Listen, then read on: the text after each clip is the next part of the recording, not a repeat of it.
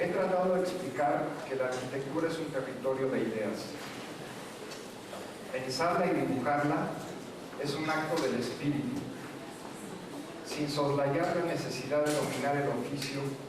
El quehacer del arquitecto está en su propio ser, ese ser que recrea lo que conoce, y que ese conocimiento puede darse a través de lugares empíricamente conocidos o también por medio de libros, de revistas, de escuchar música, de leer una novela o de simplemente observar a nuestro alrededor.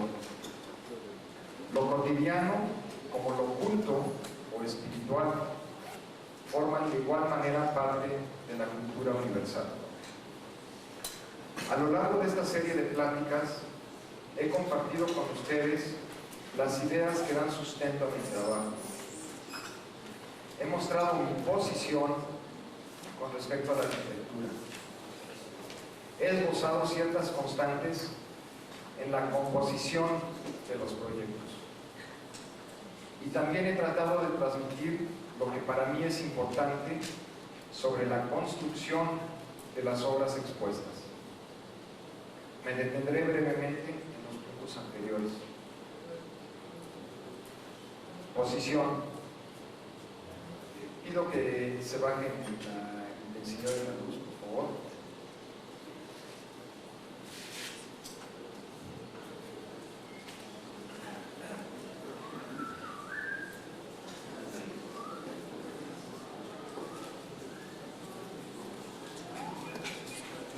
¿Podemos bajar la luz, por favor?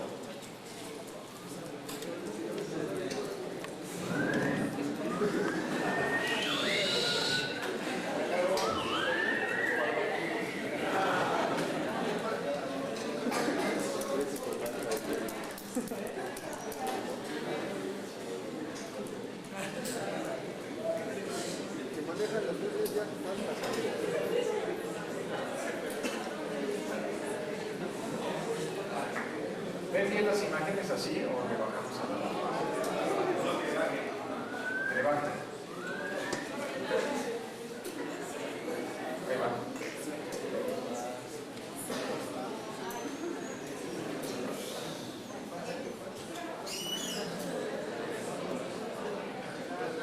Bueno, ahora sí, así está bien. No tienen que sacar.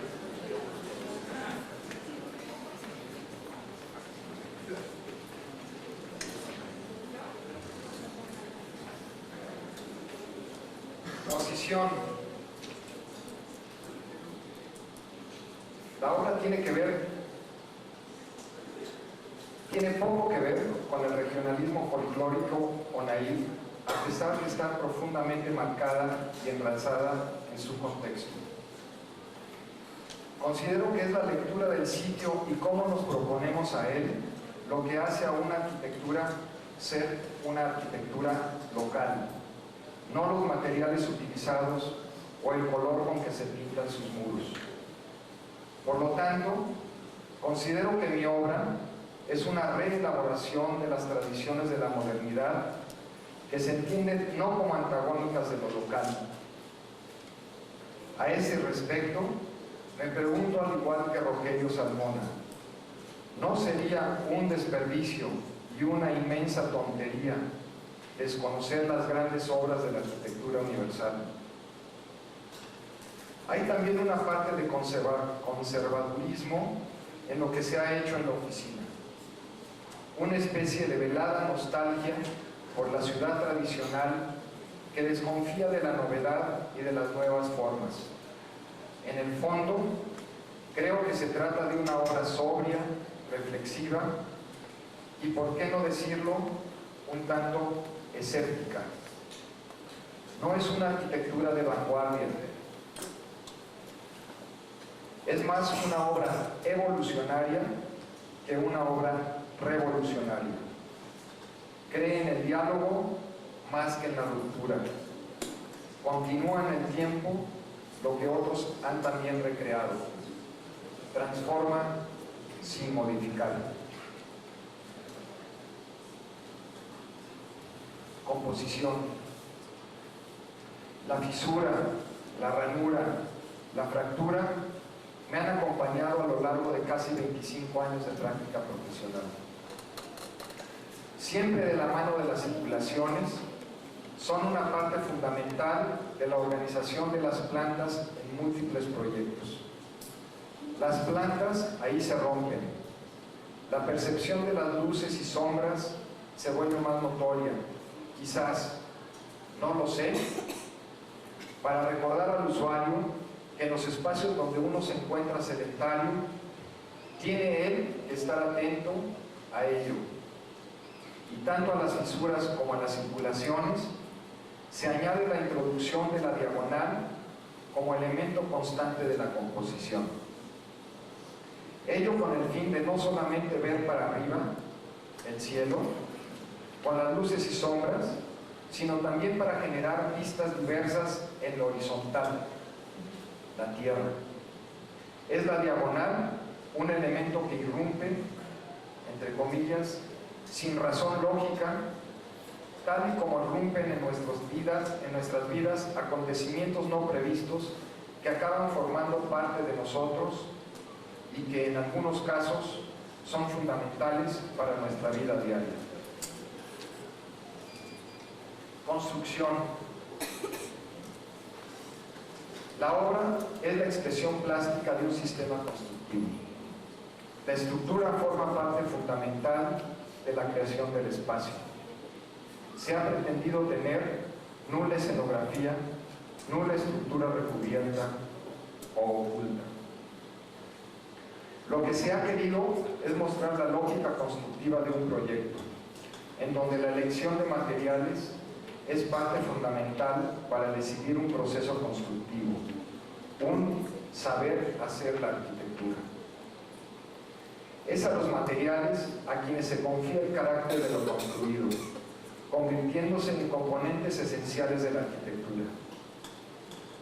¿Y cómo se eligen? Se preguntan algunos de ustedes y se han preguntado a lo largo de estas pláticas. A veces, por considerar que uno de ellos es compatible con el lugar. A veces, por ser un material local, económico y que dominan los oficiales a cargo de la construcción. Pero a veces, porque sí. Porque uno se identifica con él o con ellos y convence al cliente de sus virtudes. Generalmente los utilizados en el despacho son materiales naturales, piedra, tabique, madera, vidrio, y otros que yo entiendo como materiales naturales también, el concreto y el acero. Se usan pocos productos, aunque no existe ningún prejuicio contra ellos. Son estas algunas observaciones que he hecho después de ver el trabajo reunido para presentar esta serie de conferencias.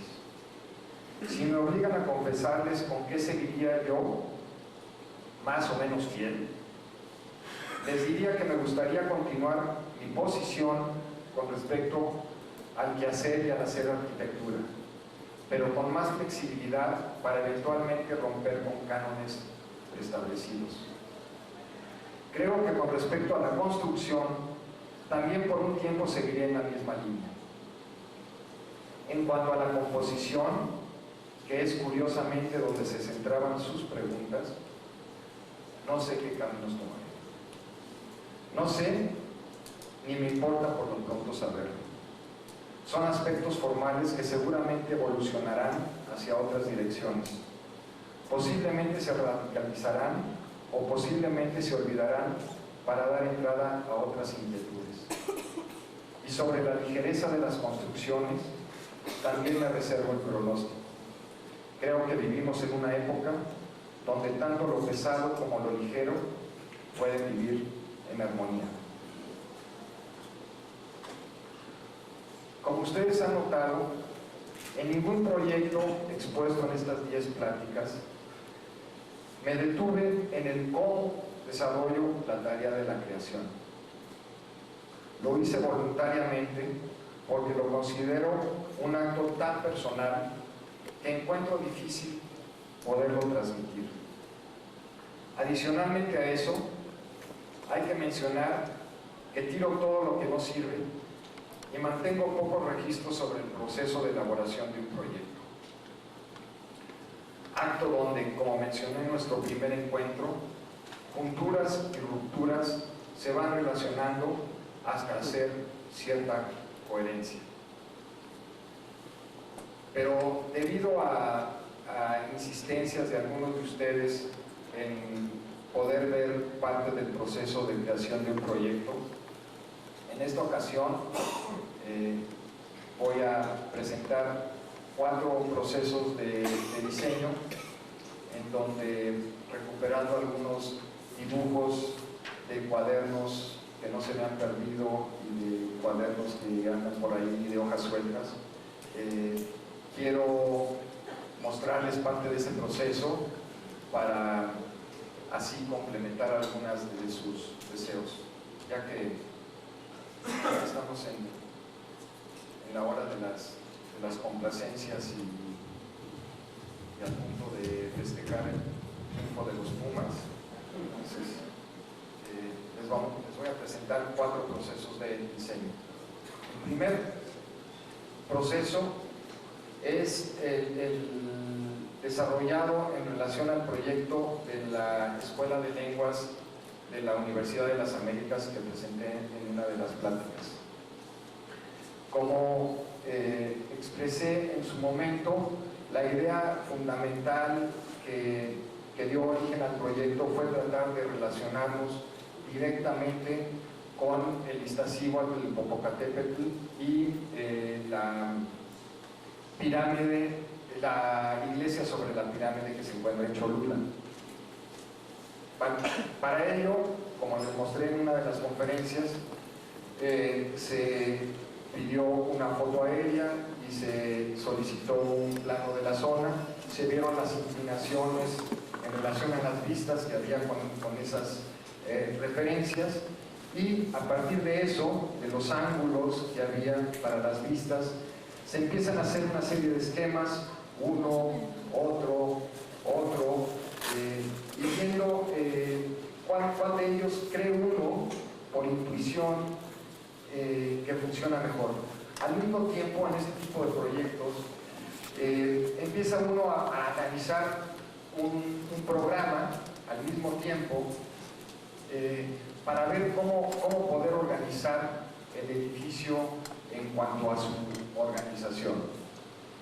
Y al mismo tiempo, porque el proceso es un proceso no lineal, en donde a veces se ven detalles, a veces se ven particularidades, pero al mismo tiempo se ven generalidades, al mismo tiempo se empiezan a ver algunas ideas de corte, al mismo tiempo que se está analizando el programa. Se ven todo tipo de esquemas y se analizan, y por intuición se ve cuál podría funcionar mejor en relación a las vistas, en relación a la ortogonalidad del terreno, como les mencionaba anterior cuando se presentó el proyecto, etc. Se ven una serie infinita de plantas, esquemas, y los mismos esquemas en corte.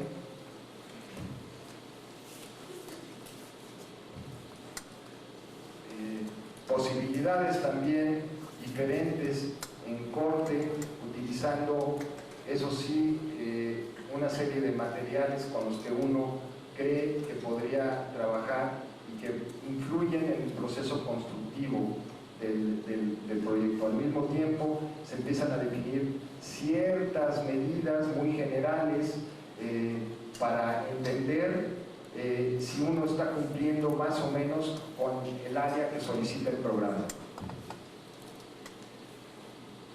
Y se establecen una serie de materiales con los que uno se imagina trabajar y una serie de cortes que empiezan a esbozar algunas ideas de imagen del proyecto, que se van traduciendo poco a poco en dibujos. Yo soy muy mal dibujante, pero poco a poco se van, estas ideas se transportan a la computadora y se van refinando poco a poco. Y posiblemente en algún momento igual uno entiende que la propuesta que uno tenía en un principio puede cambiar y puede elaborar algunos esquemas que cumplen ya con las áreas, pero que pueden ser diferentes a los iniciales. Y algunas referencias que uno tiene cuando uno empieza el proyecto y se imagina uno el edificio, uno dice, alguien que me puede ilustrar para poder llegar a un final feliz. Cuando uno tiene esa cantidad de incertidumbres, pues pueden ser estas gentes, o pueden ser estas obras, o puede ser este periodo histórico. En este caso, en donde se pretendía un edificio más suelto en el paisaje, las referencias que vinieron a mi mente fueron Álvaro Siza y Alvarado. Poco a poco se empiezan con esas ideas a refinar un poco las plantas, hacerlas un poco más a escala, o empezar a ver de qué manera se puede organizar ese programa que se tiene la obligación de cumplir. Poco a poco se van introduciendo una serie de, ¿no? Van a haber varias hojas de esa manera, en donde pues algo que sucedió en el momento se introduce dentro del proceso, un poco para relajar la tensión que uno tiene al estar proyectando. Poco a poco se van definiendo más las formas, la dirección de los muros, cómo se pretende la estructura del edificio, y se van mezclando, al menos en mi caso, yo mezclo plantas con cortes, con esquemas, o sea, aquí hay un esquema, pero aquí hay otra planta a otra escala, y aquí hay otra planta a otra escala, pero aquí hay una imagen un poco en perspectiva, una idea de estructura. Yo no sé si esto acabe complicándoles más su visión de cómo se desarrolla el proyecto, pero al menos así se desarrolla conmigo. Es un constante ir y venir, y no es un proceso lineal que necesariamente lleva de una cosa a la otra. Poco a poco hay más detalle, se empiezan a dibujar, si no a escala, sí ya un poco metiendo el programa, con algunos cortes. Por ejemplo, este es un corte o es una fachada de esta zona, y esta es una fachada de esta zona, y esta podría ser una imagen, una primera imagen que podría tenerse del proyecto.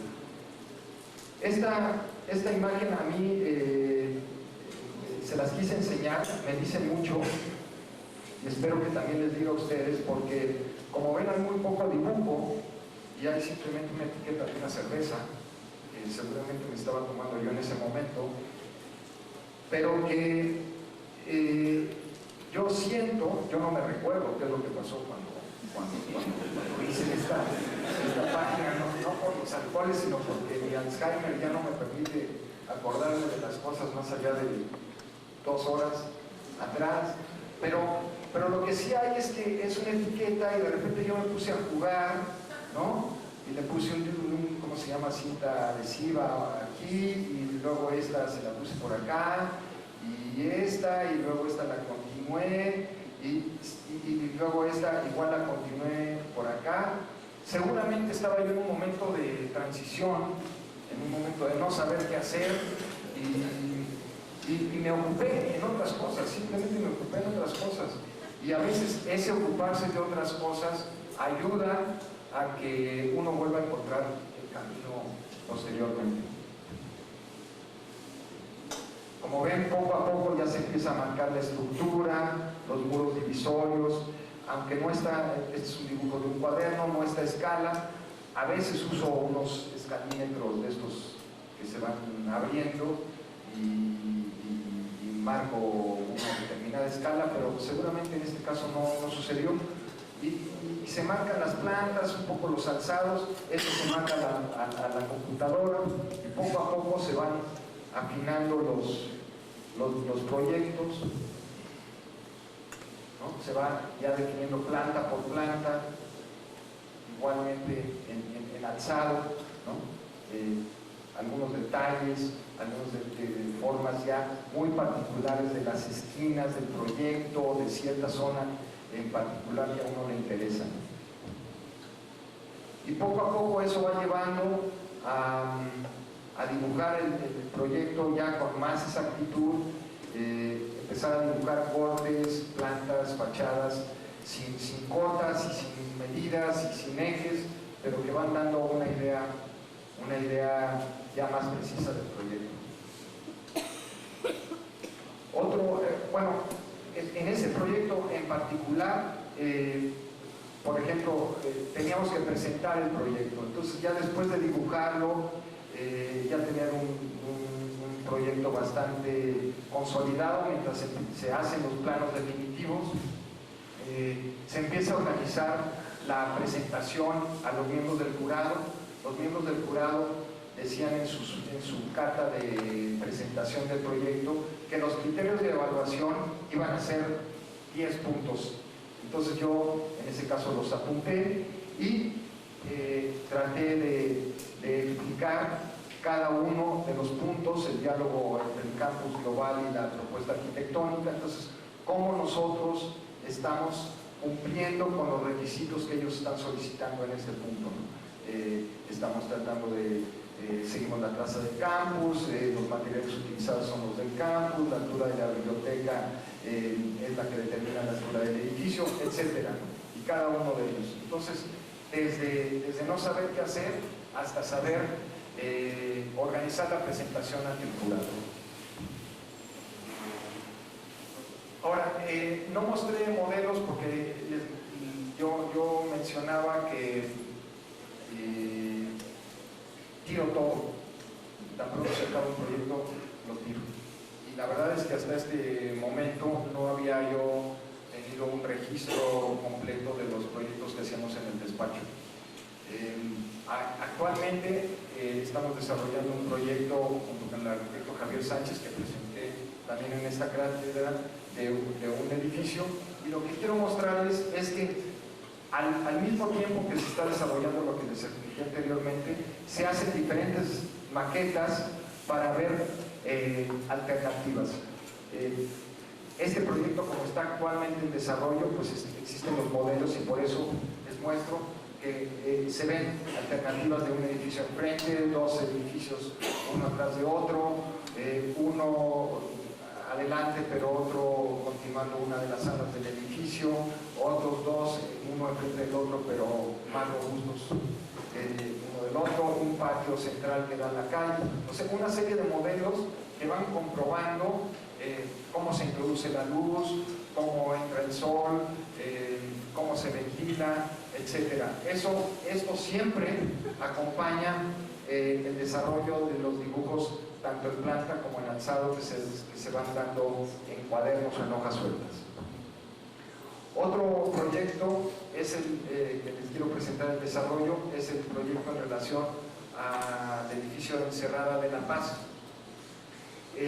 Ahí uno tiene bastante claro el programa del edificio, pero uno tiene que empezar a ver conforme lo que permite el reglamento de construcciones, cuántos departamentos se permiten, cuánta área libre necesita uno dejar, cuántos estacionamientos necesito para hacerlo. Es una cuestión muy pragmática de cumplir con una serie de requisitos que pide el Estado para que este proyecto pueda realizarse. Y al mismo tiempo una serie de números para comprobarle al cliente que su terreno tiene factibilidad y va a ser un negocio para él. Al mismo tiempo de estar pensando algunas ideas en relación al edificio. Entonces, al mismo tiempo que se ve, bueno, pues a mí me permiten 8 viviendas, si me permiten 8 viviendas, ¿cuántos metros cuadrados tiene que tener cada una, más o menos? eso cuántos metros me va a arrojar de construcción, eso cuánto me va a arrojar de un costo estimado de obra, para que yo decida al cliente cuánto se va a tener que gastar, etc. Y al mismo tiempo uno empieza a volar y pensar en cuestiones estrictamente arquitectónicas. Cuando uno empieza con eso, empieza igual, viendo diferentes esquemas, un patio atrás, con un elemento de circulaciones al centro, una serie de cuatro departamentos con unos núcleos de circulación y un patio en el centro. Al mismo tiempo uno se empieza a ver ciertas imágenes que cree uno que pueden ser posibles, por ejemplo, una fachada. Yo me imagino que eso sucedió, una fachada con una escalera un poco Pompidou, que pudiera ir relacionando los pisos, que eventualmente pues eso se descarta, pero que al principio pues, son ideas que le vienen uno a la mente y que uno no tiene por qué desecharlas. Patios estilo frijol o algún óvalo por ahí que yo ya no sé, la verdad es que qué quería decir ese dibujo, etc.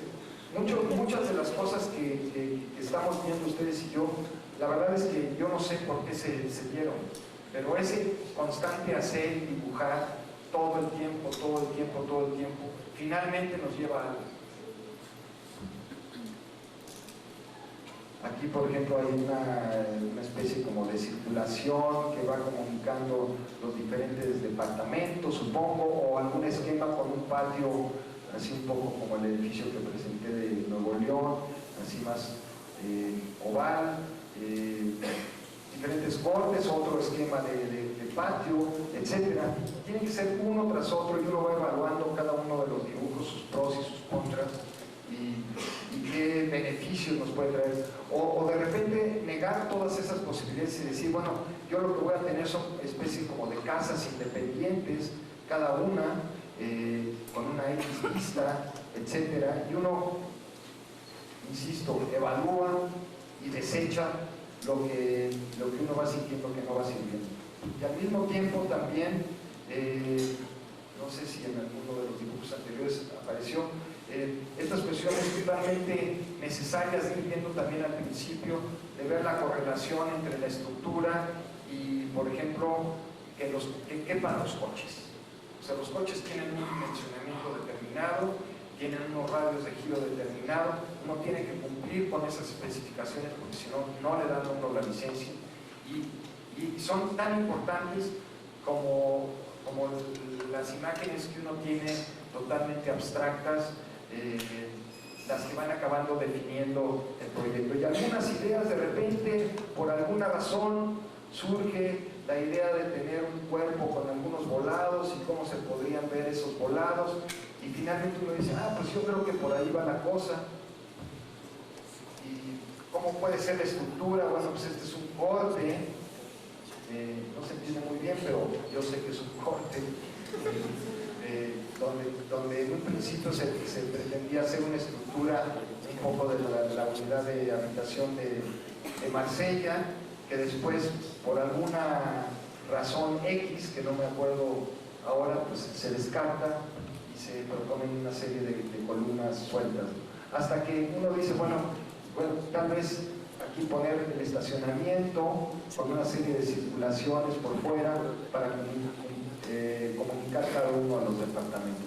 Y así poco a poco va uno llegando a la idea de, bueno, tal vez ya más esto, ¿no? Hay que definir más esto, o ya se plantea una idea de estructura ya con un determinado orden.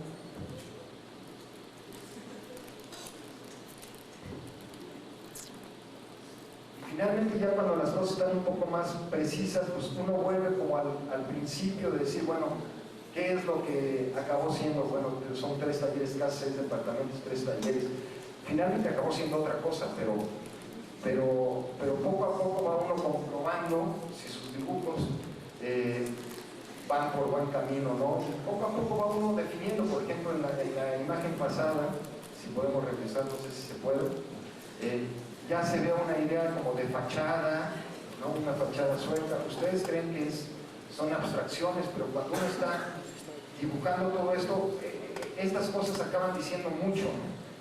Cómo es una columna y donde se dan una serie de elementos que están sueltos de la estructura, etcétera. Son dibujos bastante esclarecedores.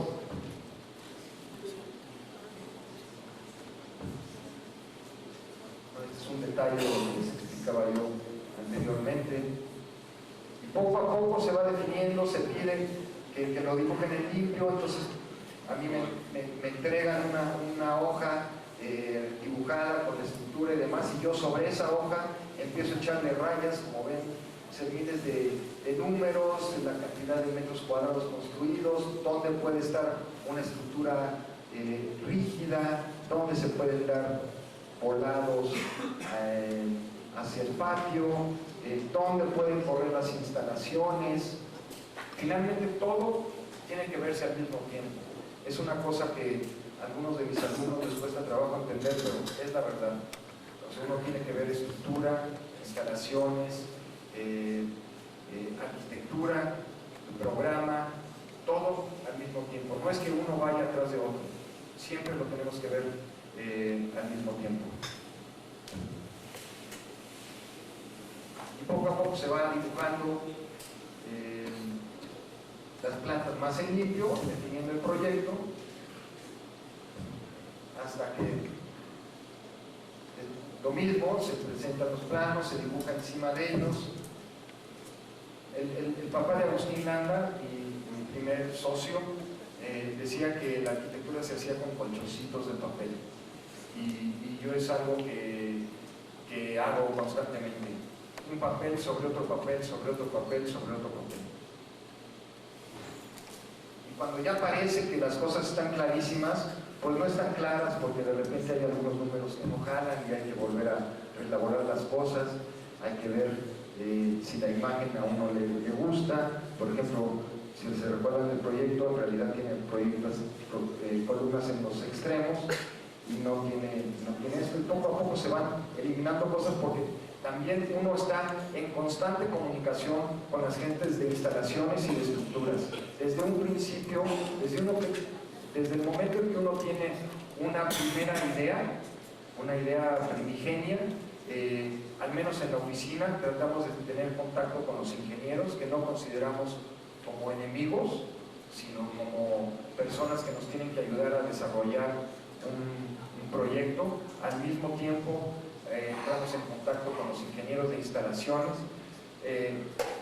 Sí sabemos que tienen una manera bastante particular de entender un proyecto, es bastante cerrado, en el sentido que ellos nada más ven lo que les interesa y nada más. Nosotros tenemos que ver una idea global, y poco a poco les vamos diciendo a los ingenieros de diversas disciplinas cómo creemos nosotros o cómo queremos nosotros que puede ser o la estructura, o por dónde pueden correr las instalaciones.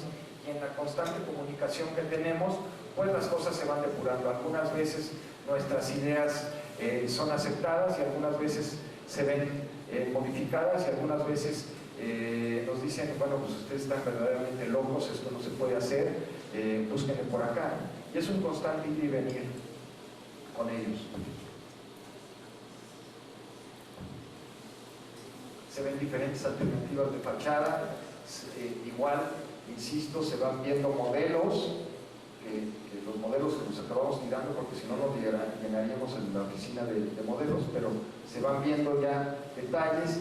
Y como ven ustedes, por ejemplo, en este dibujo, pues hay muchos papeles, uno encima del otro, y esa es, al menos en la oficina, una manera de ir depurando el proyecto hasta llegar a desarrollar ya el proyecto definitivo, con ejes, con colgas, incluso con ya definido el proyecto, aceptado, hacer los planos de presentación. El siguiente proyecto es el proyecto del edificio de Nuevo León, que se presentó aquí, en donde otra vez el programa está entendido, uno sabe más o menos cómo son los departamentos, pero desde un principio uno analiza el programa, ve el reglamento, ve qué necesidades de cantidad de estacionamiento necesita. Voy a necesitar un nivel, voy a necesitar 2 niveles. Uno empieza a ver algún esquema de departamento así como muy de líneas, decir, bueno, esto puede ser estancia comedor, esta es una recámara, esta es otra recámara, un baño, otro baño, cocina, despensa, no sé qué sean las cosas, ¿no? Pero ir organizando de alguna manera todas las partes del cuerpo que compone el edificio. Estos son los pies del edificio, el estacionamiento, a ver, en una planta cuántos coches me pueden caber más o menos, de qué rango estoy hablando, por dónde me tengo que mover más o menos. Al mismo tiempo, al menos ese es mi caso, empieza a volar la imaginación y se me empiezan a ocurrir ideas relacionadas con el espacio. Se ven diferentes esquemas, organizaciones de departamentos,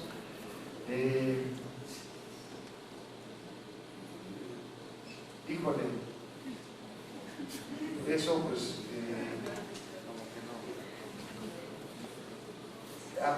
un viaje que hice y cosas que me encontré y que me sorprendieron, me llamaban mucho la atención. Esta euforia alrededor de Dios y de estas cosas en Estados Unidos que, bueno, a mí personalmente me impresionaron cuando todo eso acaba alimentando el proyecto. Diferentes esquemas, diferentes ya niveles de plantas, cómo organizar las circulaciones, puede ser una escalera de este tipo o puede ser una escalera de este tipo, cómo eso se va a reflejar en alzado, dónde pueden estar localizadas las escaleras, cómo pueden relacionarse con el espacio abierto del edificio, etc. Poco a poco ir introduciendo la idea de la estructura, ¿no? Una serie de muros de carga que pueden tener un cierto ritmo y eso me permite que se estacionen los automóviles y al mismo tiempo me permite tener esta imagen exterior a la calle. Efectivamente me caben tantos coches dentro del terreno y algunos detalles de fachada que pueden empezar a decirnos cosas. Lo que nos dice la ciudad, igual. Organizaciones ya de departamentos un poco más a detalle,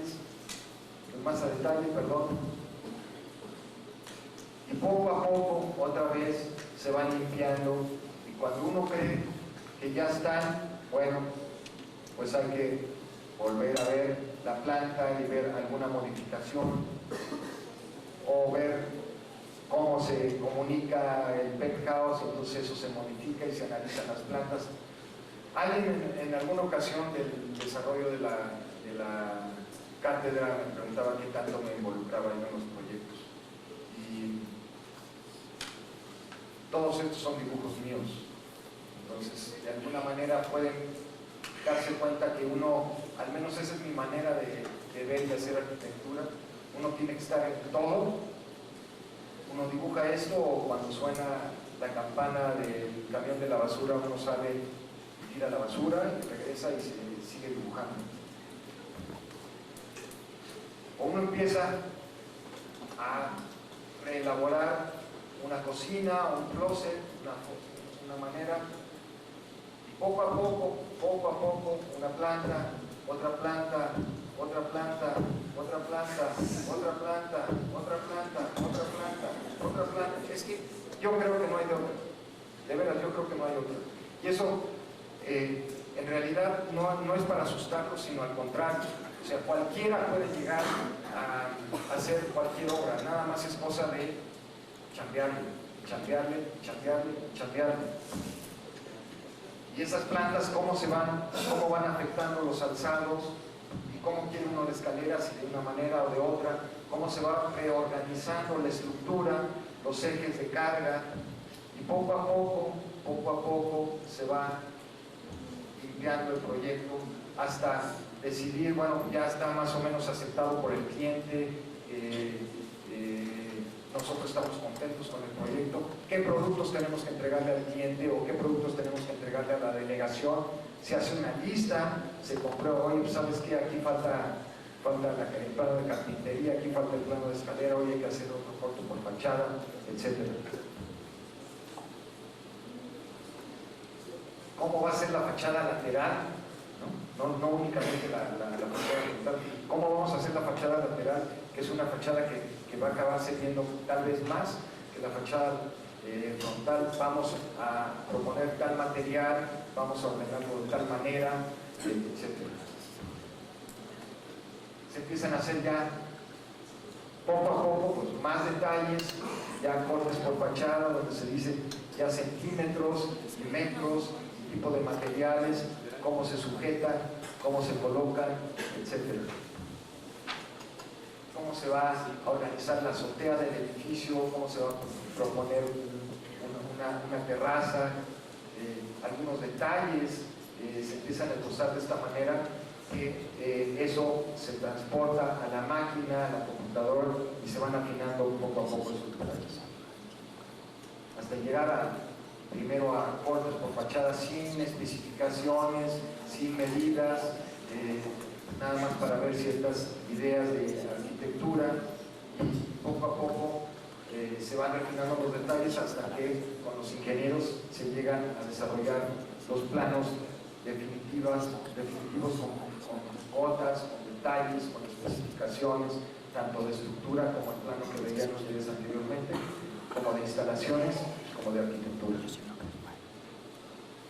Y lo mismo que se veía en las plantas, de una planta y otra planta y otra planta, pues lo mismo con las fachadas, se ve una alternativa y otra alternativa y otra alternativa que parecen todas similares, pero todas son diferentes y poco a poco cada una nos van diciendo otras cosas y nos van como iluminando. Por ejemplo, ahorita estoy viendo este detalle, por ejemplo, aquí arriba, la única diferencia con esta tal vez es una línea que existe aquí, que no existe acá, pero esa línea finalmente nos quiere decir también mucho en el desarrollo del proyecto. O cómo se dan una serie de cuestiones en la calle, una serie de vigas, o más bien un muro, o esto es más angosto, o esto es más ancho, o va todo corrido, o el remate del edificio lo hacemos de una manera, o por qué no lo hacemos de otra, etcétera, una tras otra, tras otra, tras otra, tras otra, tras otra, tras otra.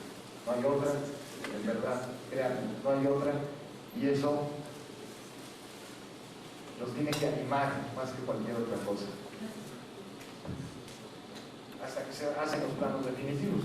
El último proyecto es, que les voy a enseñar el desarrollo, es un proyecto de una casa que se proyectó para la misma familia que le proyectamos la casa de Puerto Escondido. Después ellos compraron, creo que 1 kilómetro de una playa que quedaba ahí cercana. Le pidieron a un arquitecto cercano a ellos que les hiciera la reglamentación de un fraccionamiento. Ellos acabaron fraccionando eso, les hizo la reglamentación y en esa reglamentación había la obligación de hacer techos de palapa. Este proyecto se los quise enseñar porque aquí hay una comisión especial en relación a otros proyectos en donde se nos obligó a utilizar determinado material. En ninguno de los otros proyectos se nos había obligado, pero en este caso se nos obligó a utilizar palapa. Yo en principio le dije, oye, ¿por qué me llamas a mí si yo nunca he utilizado palapa? No, pues estamos muy contentos con otra casa, etcétera, pero pues este es el reglamento del fraccionamiento. A diferencia de la casa de Condado de Sayavera, donde nosotros violamos la reglamentación del fraccionamiento, que pedían techos inclinados, se acuerdan que era un fraccionamiento de inglés campestre. Nosotros lo violamos, pero aquí los dueños eran los que habían hecho el reglamento. Entonces sí estaba ya más complicada la cosa. Entonces dijimos, bueno, a ver, ¿cómo le damos la vuelta a no tener que utilizar el techo de palapa de la misma manera que se ha utilizado siempre el techo de aula. Y eso es un poco el proceso que quiero mostrarles ahora. Se propuso, en un principio pensamos en una serie de cajas de concreto, como sueltas, y estas son como las primeras ideas de las cajas que iban a estar como envueltas por este techo de palapa en la parte superior. Entonces empiezan a hacer una serie de lo mismo. El programa está identificado, es una casa, hay invitados, entonces a veces quieren que estén relacionados con los clientes, con los dueños, y a veces no. Entonces se propuso una serie de módulos sueltos, y como poco a poco se propone, bueno, por ejemplo, una techumbre que puede ser un gran techo de palapa corrido, recordando algunos techos en la costa mexicana.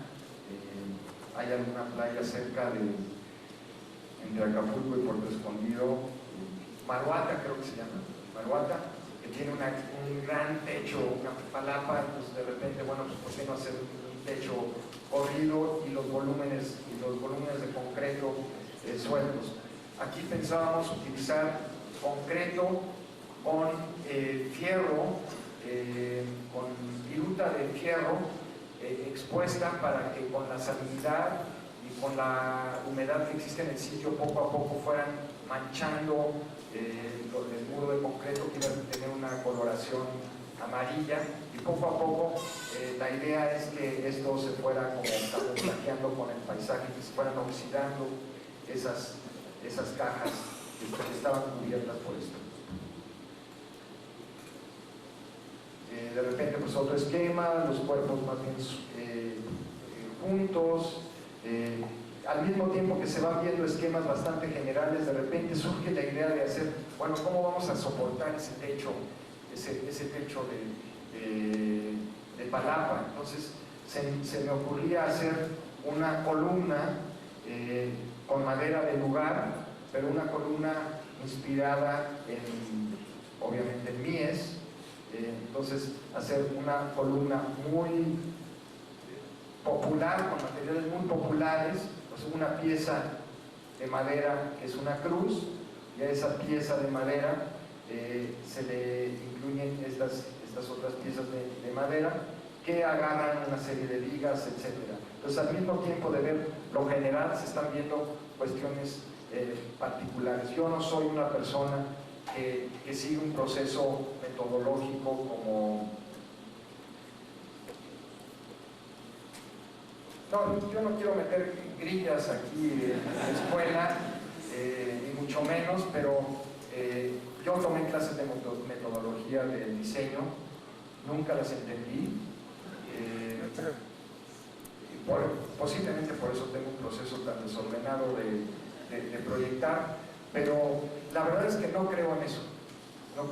Creo en que cada uno de nosotros tiene que encontrar su propia manera de proyectar, y yo creo que cualquier manera es una manera válida de proyectar, mientras sea una manera personal de proyectar. Ese detalle, esa primera idea, después se hace, aunque sea a mano, pero a escala, a ver si empieza a funcionar, qué dimensiones pudieran tener las piezas, y al mismo tiempo se empieza a definir ideas generales del proyecto, que nos llevan a dibujarlo más en limpio, en donde también se ve una alternativa, se le presenta al cliente y dice, no, ¿sabes qué? Es que yo creo que mejor no sé qué, que bla, bla, bla. Entonces se va uno a la oficina y le presenta a uno la siguiente, y uno dice, no, ¿sabes qué? Que mejor no sé qué, que bla, bla, bla. Y así se la va pasando, uno va desarrollando imágenes de cómo pueden ser las fachadas del proyecto. Estas son imágenes de las cajas que se pretendía que fueran muy jaspixianas. Ustedes vieron la exposición de Jorge Jaspic, él es amigo personal mío. Yo siempre he querido hacer, cuando sea grande quiero hacer arquitectura como él hace sus esculturas. Entonces esta era una primera posibilidad de acercarme a su manera de hacer espacio. Lástima que nunca se llevó a cabo. finalmente de repente se decide, ¿no?, desarrollar más esta idea, pero poco a poco se va dando uno cuenta tal vez de complicaciones que pueden surgir, de problemas con la estructura, y va uno poco a poco definiendo, por ejemplo, de repente surge algún detalle, ese techo corrido, de repente uno ve la posibilidad de que en lugar de que sea un techo corrido, pues igual es una serie como de diferentes palapas puestas juntas, pero uno dice, híjole, pero ¿por qué carambas no hay ninguna, no he visto yo ninguna palapa una junto con la otra? ¿Qué es lo que sucede? Ah, pues sí, el agua es una bronca, que no sé qué. Entonces uno empieza a pensarle algunas maneras de darle la vuelta al asunto, aprovechando tal vez técnicas más desarrolladas. De repente a uno se le ocurre un detalle y ese detalle se va refinando, aunque sea en el cuaderno, y esto poco a poco se va presentando, se va dibujando en vídeo, y para ver que a escala lo que uno tiene de idea de un dibujo así, pues pueda ser realizado. Y luego pues uno vuelve a presentar otra planta al cliente, y el cliente le dice, no, ¿sabes qué? Que perdón, pero pues en lugar de 2 cámaras necesito 3, entonces pues uno presenta otra cosa, y así se la pasa uno, hasta que poco a poco se van definiendo el esquema de la casa. Aquí son diferentes, estos son en realidad esquemas que se presentaron en un principio y que se fueron desechando, hasta que poco a poco se van definiendo más las cosas, y aunque sea en el cuaderno, se van como presentando ya espacios más definidos, y en lugar de que sean piezas sueltas, de repente se hace una alternativa de que sean piezas conjuntas, pero surge el problema de cómo detener la techumbre que va a estar arriba, porque está la obligación de usar la cosa esta de ¿cómo se llama? La palapa, ¿no? Entonces uno va descartando, ¿no? Uno dice, bueno, pues aquí está mi techo, aquí va a estar mi techo, y ahora cómo lo agarro, y pues surge análisis de pros y contras, y uno poco a poco va definiendo el proyecto definitivo, con ya las columnas que se habían presentado en un principio, cómo están los volúmenes, qué cantidad de volúmenes, cómo se dan los detalles constructivos, cómo se da la techumbre, finalmente, hasta hacer los planos ya con su pie de plano y todo lo reglamentario para sacar las licencias. Si se puede,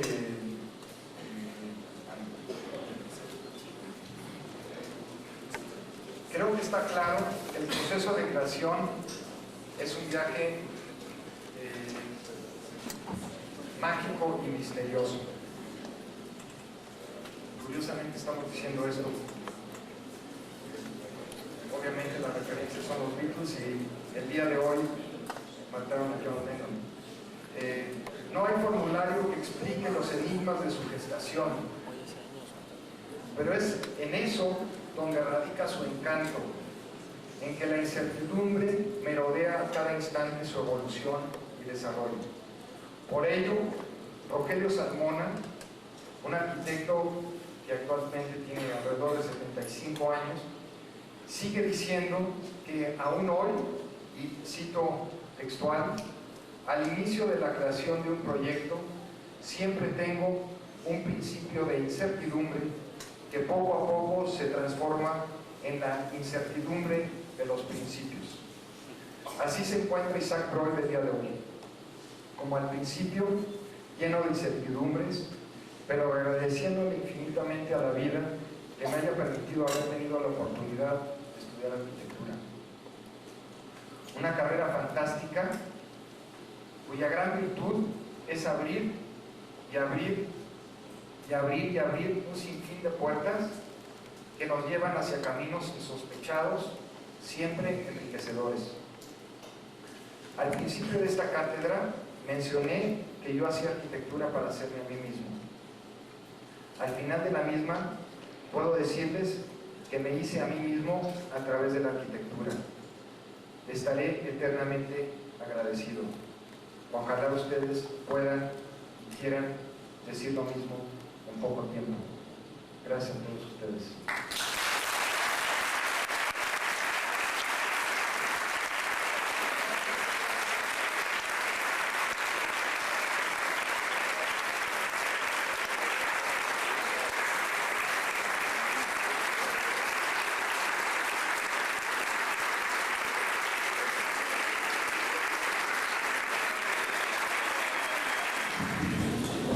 Antes de entregarles los reconocimientos a todos ustedes, al primero que hay que reconocerle y agradecerle un trabajo enorme, un esfuerzo muy grande es a Isaac Roy. Como lo comentamos cuando se inició esta cátedra de Federico Mariscal en 2004, que reitero es la cátedra más importante que se dicta cada año en la facultad durante el otoño. Generalmente son 10 sesiones. En este caso el compromiso de Isaac para preparar no 10, sino se extendió a 11 por su generosidad y por su interés con las visitas y la extraordinario diálogo, visita a la exposición que está aquí en la Galería Conferencia Libre. Es fruto de un esfuerzo muy grande. A él le ha permitido, y lo hemos comentado en varias ocasiones, ordenar y reordenar, replantear el trabajo que como arquitecto hace ya cerca de 30 años que está pensando permanentemente en la arquitectura, aunque son cuestiones que de origen se van teniendo. Le ha permitido como reordenar, reflexionar y tener mucho más sistemático un pensamiento autocrítico de su trabajo, pero también para preguntarlo a todos ustedes. Isaac trabajó por esta cátedra meses antes, por lo menos 6 meses antes, con el apoyo de compañeros de ustedes, estudiantes de la facultad, que estuvieron en su despacho, que también estuvieron inmersos en la confección y en la creación de las maquetas, de las láminas, y colaborando, ayudándole a Isaac a abrir todos sus archivos para reordenar este material. Pero es un trabajo que hoy culmina no únicamente con 11 sesiones, son cerca de 7, 8 meses de reflexión profunda que acompañó a Isaac en esta motivación grata y altamente honorífica que es ocupar la cátedra. Yo quiero reconocer además que la dinámica de la cátedra se dio con una cercanía, se percibe y se percibió a lo largo de la cátedra, no esta barrera y esta distancia que hay generalmente entre el creador, entre el autor de una arquitectura de autor, precisamente valga la redundancia, con un público, ¿no? Con los estudiantes o con un auditorio más amplio, donde siempre se quiere ver como inacible, algo que no se puede tocar, que es inalcanzable. El objetivo de Isaac en ese sentido me gustó mucho la cátedra porque su sensibilidad, su carácter, su personalidad ayuda mucho a esto. Es a generar este acercamiento, ¿no? Esta reflexión final de todos somos susceptibles a poder desarrollar un trabajo siempre y cuando tengamos el compromiso, la disciplina, el trabajo, todas las alternativas que se presentaban en estos procesos que estábamos viendo, ¿no? Otra, horas de trabajo, perseverancia, desveladas. Hay una susceptibilidad, hay una enorme posibilidad de que usted lo pueda desarrollar. Entonces no es algo inalcanzable, porque la arquitectura es un oficio que se logra, como todo oficio, en base al esfuerzo, al estar ejercitándolo, al estar reflexionando, al estar observando más cosas, al arriesgarse, y eso se va desarrollando con el tiempo. Nadie puede aseverar cuáles van a ser la línea de trabajo que hasta ahora tiene. Hay elementos de definición, pero hay obras con diferentes esquemas, como lo vimos, del trabajo que esté haciendo Isaac dentro de 20 años. Desde luego que será distinto, porque va a ser el fruto de toda esta reflexión. Bueno, yo quiero agradecerle a Isaac Roy, entregarle su diploma. Quiero aclarar que es el único diploma que a un profesor durante el año firma el propio rector de la universidad. Voy a leer lo que dice el diploma. Dice: la Universidad Nacional Autónoma de México, Facultad de Arquitectura, Centro de Investigaciones y Estudios de Posgrado. Diploma al arquitecto Isaac Roy Zachman por la ocupación de la Cátedra Extraordinaria Federico Mariscal 2004, Isaac Roy, Arquitectura y Lugar. Por mi raza, para el espíritu, Ciudad Universitaria, diciembre de 2004, y está firmada por el doctor Juan Ramón de la Fuente, rector de nuestra universidad, y por tu amigo Felipe Llanes.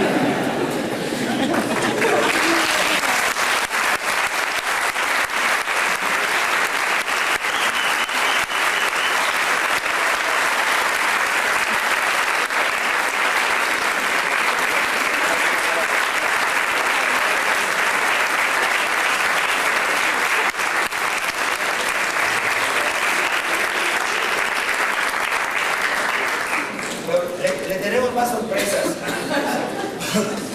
porque hay un hecho simbólico en todo esto. La vida son muchos símbolos, ¿no? Pero aquí hay como una serie de coincidencias muy gratas. Isaac Roy, como lo comentamos el día de la inauguración de la cátedra, y esto pues no es novedad, lo pueden ver en internet, ¿no? Nació el 20 de noviembre de 1952. Ese día se inauguró la Ciudad Universitaria. Y el primer edificio que se inauguró fue el Estadio Olímpico de Ciudad Universitaria. O sea que el Estadio Olímpico tiene la misma edad de Isaac, o Isaac la del estadio, para que vean que modernos son los dos edificios, ¿no? Y hay una medalla conmemorativa en plata del Estadio Universitario, que es por los 50 años del estadio, y está la silueta del Estadio Olímpico, con el escudo de la universidad. Entonces le entregamos a Isaac esta medalla.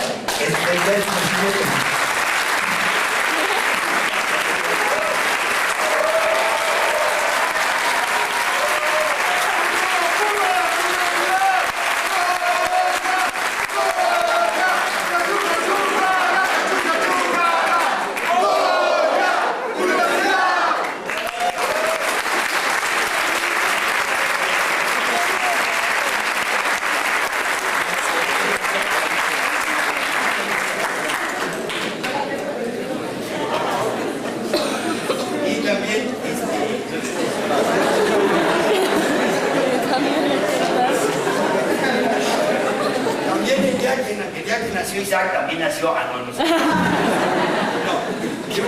colección de libros de la colección de talleres que ustedes conocen, que son los libros. Mañana, por cierto, vamos a presentar este de Carlos Leduc, que se presenta mañana a las 12. Carlos Leduc. Está el de Juan O'Gorman, el de O'Gorman, el de Augusto Álvarez, el de Augusto Álvarez, el de Enrique del Moral, y el de Jorge González Reina. Son la colección que hasta ahora aparece.